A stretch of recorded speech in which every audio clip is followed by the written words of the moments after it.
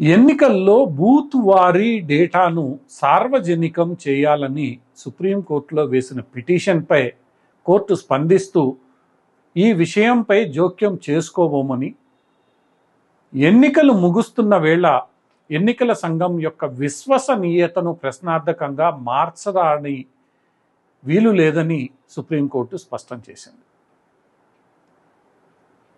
Association for democratic reforms వేసిన ఒక పిటిషన్పై సుప్రీంకోర్టు ద్విసభ్య ధర్మాసనం స్పందిస్తూ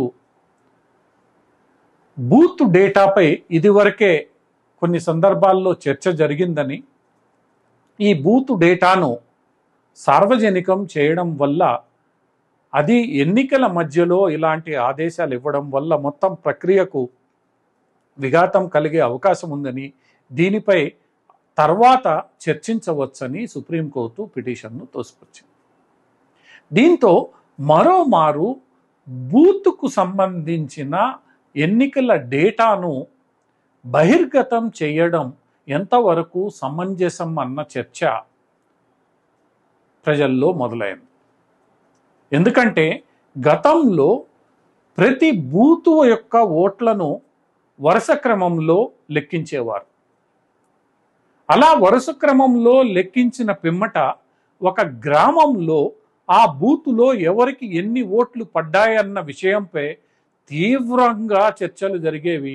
ఒక్కోసారి ప్రాణాంతకంగా మారిపోయాయి, హింస చెలరేగేది.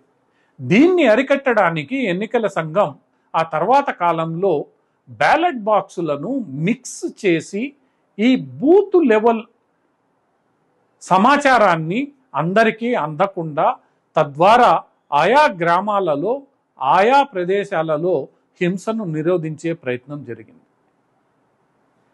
ఇది ఒక రకంగా మంచి పనే.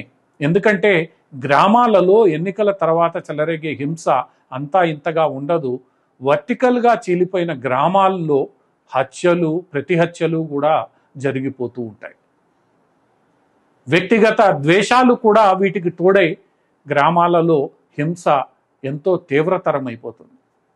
ఇలాంటి పరిస్థితుల్లో ఆనాడు ఎన్నికల సంఘం ఓట్లను అన్నింటినీ కలిపి కట్టలు కట్టి లెక్కించడం అనే సాంప్రదాయాన్ని తీసుకొని వచ్చింది. అటు పిమ్మట ఈ ఓట్ల అంటే కాగితపు ఓట్ల స్థానంలో ఈవీఎంలు అందుబాటులోకి వచ్చాయి. ఈ ఈవీఎంలు అందుబాటులోకి వచ్చిన తర్వాత ఈ బూతు స్థాయిలో ప్రతి ఈవీఎంను లెక్కించాల్సిన పరిస్థితి తలెత్తింది.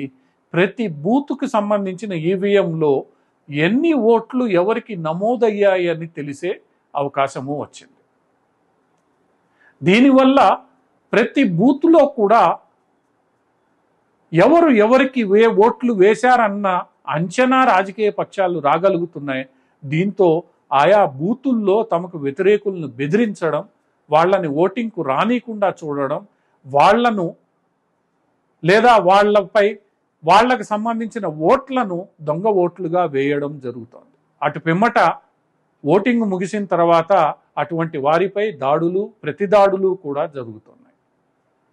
ఈ విషయాన్ని నివారించడానికి ఎన్నికల సంఘం చర్యలు తీసుకోవాలి.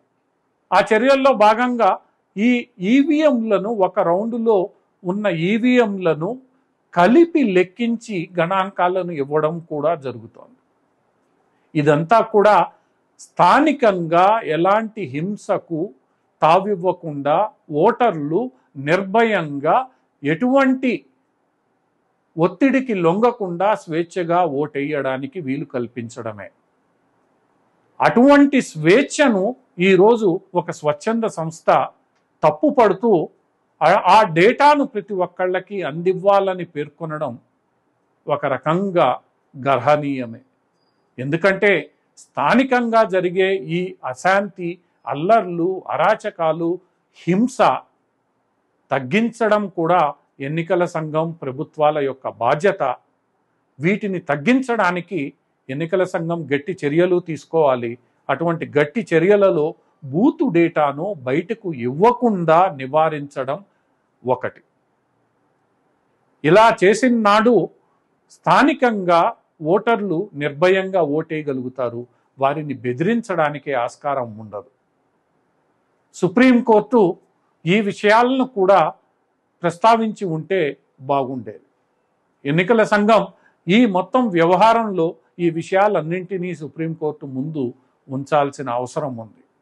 తద్వారా ప్రతి బూత్లోనూ ఓటర్లు నిర్భయంగా స్థానిక నాయకుల ఒత్తిడికి తలగ్గకుండా, వారి అరాచకాలకు బలి కాకుండా ఓటు వేయగలుగుతారు. అదే ప్రజాస్వామ్యంలో స్వేచ్ఛకు పునాది. నిర్భయంగా స్వేచ్ఛగా ఓటేసిన నాడే అది ప్రజాస్వామ్యం అవుతుంది. ఇప్పటికైనా ఎన్నికలలో పారదర్శకత పేరుతో ఇలాంటి చర్యలకు ఈ స్వచ్ఛంద సంస్థలు పాల్పడకూడదు. ఎన్నికల సంఘం కూడా ఓటర్లకు సంబంధించిన ఈ అంశాలను దృష్టిలో పెట్టుకొని నిర్ణయం తీసుకోవాలి. ఈ నిర్ణయాలను సుప్రీంకోర్టు కూడా సమర్థించాలి. ఎందుకంటే ఎన్నికల తర్వాత హింస చెలరేగకూడదు. ఓటు ఎవరికి వేశామన్న గోప్యత తప్పనిసరిగా పాటించబడాలి. ఈ దిశగా ఎన్నికల సంఘం, సుప్రీంకోర్టు, స్వచ్ఛంద సంస్థలు అందరూ కలిసి పని చేయాల్సి ఉంది.